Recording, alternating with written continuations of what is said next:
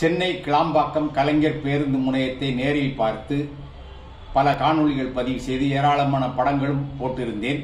நிறைய வரவேற்பு. ஆனால் சில வயிற்றெரிச்சல் பேர்வழிகள் தொடர்ந்து தவறான கருத்துக்களை பரப்பி வருகின்றார்கள். ஆனால் அவர்கள் யாருமே அந்த பேருந்து முனையத்தை பார்த்தது கிடையாது. எங்கெங்கோ இருந்து, அயல்நாடுகளில் இருந்து, அண்டை மாநிலங்களில் இருந்து கருத்துக்களை எழுதுகின்றார்கள். யாரும் அங்கே போய் அலைய வேண்டிய தேவை இல்லை. எல்லா இடத்திலும் பேருந்து நேராக புறநகர் பேருந்து நிலையம் முன்னால் இருக்கிறது, உள்ளே போகின்றது. இறங்கியவுடன் தாம்பரத்துக்கும் கிண்டிக்கும் 3 முதல் 5 நிமிடங்கள் எப்பொழுதும் ஒரு பேருந்து இயக்கத்தில் இருக்கின்றது, போய்கொண்டே இருக்கின்றது. அங்கே தொடர் நிலையம் இல்லை என்று சொல்கின்றார்கள்.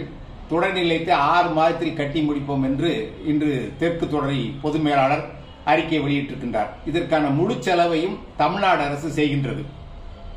எனவே உங்கள் பிள்ளைகளை வருகின்ற ஞாயிற்றுக்கிழமை கிளாம்பாக்கம் பேருந்து முனையத்திற்கு சுற்றுலா அழைத்து செல்லுங்கள். நீங்கள் நேரில் பார்த்துவிட்டு அதை பற்றி கருத்து சொல்லுங்கள்.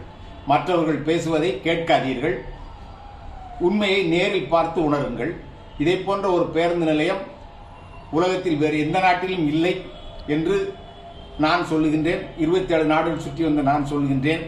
இங்கே இந்தியாவில் அப்படி இருக்கிறது, இப்படி இருக்கின்றார்கள். இந்தியாவில் எந்த பேருந்து நிலையமும் கிளாம்பாக்கம் கலைஞர் பேருந்து முனையத்திற்கு ஈடாகாது.